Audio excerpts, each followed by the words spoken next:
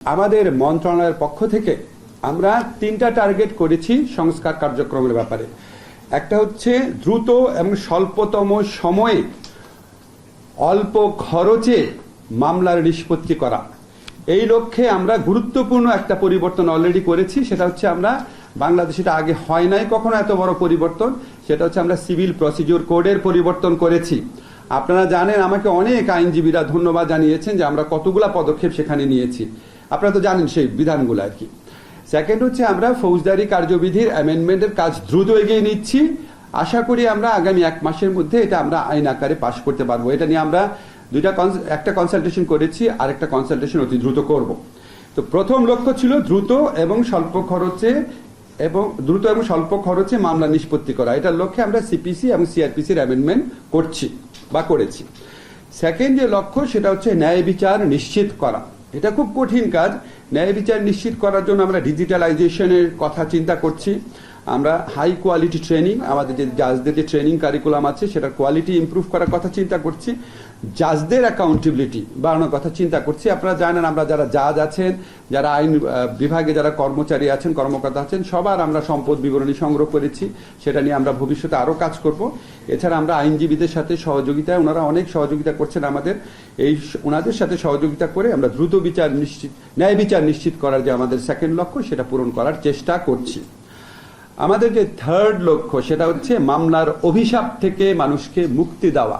এই থার্ড লক্ষ্য পূরণ করার জন্যই আমরা আইনগত সহায়তা প্রদান যে সংস্থার অধীনে যেই সংশ্লিষ্ট আইনগুলো আছে সেই আইনগুলোর পরিবর্তন করতে যাচ্ছি। আজকে সেই আইনগত পরিবর্তনের মাধ্যমে সরকারিভাবে আইনগত সহায়তা, আইনগত সেবা দেওয়ার প্রক্রিয়া আমরা আরো অনেক দক্ষ, কার্যকরী, দ্রুত করার লক্ষ্যে কিছু পদক্ষেপের কথা চিন্তা করছি। সেগুলি প্রেজেন্ট করা হয়েছে।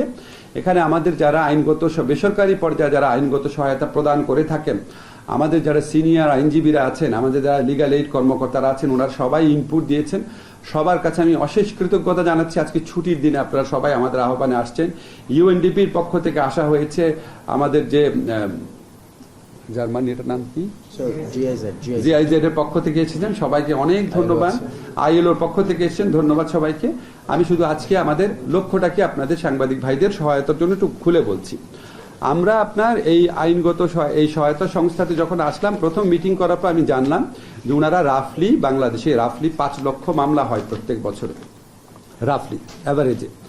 সেখানে মাত্র 35,000 আমরা এই লিগ্যাল এইড সার্ভিসের, সরকারি লিগ্যাল এইড সার্ভিসের মাধ্যমে নিষ্পত্তি করতে পারি।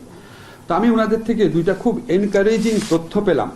সেটা হচ্ছে কোর্টের তুলনায় সরকারি লিগ্যাল এইড অর্গানাইজেশনগুলো যে নিষ্পত্তি করে থাকে মামলা বিরোধের, সেখানে 1 সময় লাগে। সরকারি লিগ্যাল এইড সংস্থার মাধ্যমে যে আইনগত প্রতিকার দেওয়া হয় সেটা আদালতের তুলনায় 1 সময় লাগে রাফলি। সেকেন্ড হচ্ছে এই সরকারি লিগ্যাল এইডের মাধ্যমে যে বিরোধ নিষ্পত্তি হয় সেগুলি 90% ক্ষেত্রেই তারা সন্তুষ্ট থাকে, তারা আদালতে যায় না।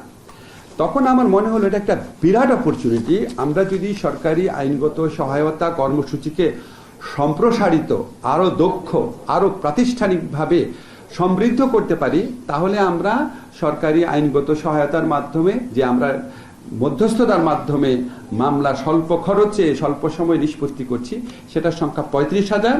আমরা সেটাকে 1 থেকে 2 লক্ষে নিয়ে যেতে পারবো। 1 লক্ষ তো অবশ্যই পারবো, আমাদের টার্গেট হচ্ছে 2 লক্ষে নিয়ে যাওয়া। আপনারা চিন্তা করে দেখেন, যদি আল্লাহর রহমতে আমরা 2 লক্ষ মামলা এখানে নিষ্পত্তি করতে পারি, তাহলে প্রত্যেক বছর মামলা দায়ের পরিমাণ সেটা 40% কমে যাবে। তো এই জন্য আমার কাছে মনে হচ্ছে এটা একটা অপার সম্ভাবনার জায়গা। এখন এই ব্যাপারে আমার তো তেমন এক্সপার্টিস নাই। আমি এই জন্য আমাদের যারা আইন বিচার বিভাগের কর্মকর্তারা আছেন, জাতীয় আইনজীবী সংস্থার যে পরিচালক আছেন এবং মাসুদা ওখানে অনেক বছর ধরে কাজ করতেন, সবার সাথে কনসাল্ট করে আমরা আইনগতভাবে পরিবর্তনগুলো করেছি। পরিবর্তনগুলো কি কি?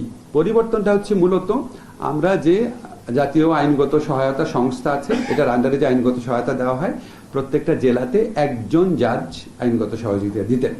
তা আমরা সেটাকে 3 জাজে পরিণত করছি। 2 হচ্ছে এক্সিস্টিং জাজ যারা কর্মরত আছেন, আর 1 হচ্ছে অবসরপ্রাপ্ত জেলা এবং ডিস্ট্রিক্ট জাজ। কেন আমরা অবসরপ্রাপ্ত জেলা ডিস্ট্রিক্ট জাজের আনলাম? কারণ ওনাদের সুদীর্ঘ অভিজ্ঞতা আছে, আর মানুষের একটা কনফিডেন্স আছে। মানুষ যদি মনে করে একজন অবসরপ্রাপ্ত জেলা এবং ডিস্ট্রিক্ট জাজ, জেলা এবং দায়রা জাজ আমার মামলাটা নিষ্পত্তি করে দিচ্ছে, ওনারা একটা কনফিডেন্স ফিল করে। এটা হচ্ছে একটা মৌলিক একটা বিধান সংযোজন করা।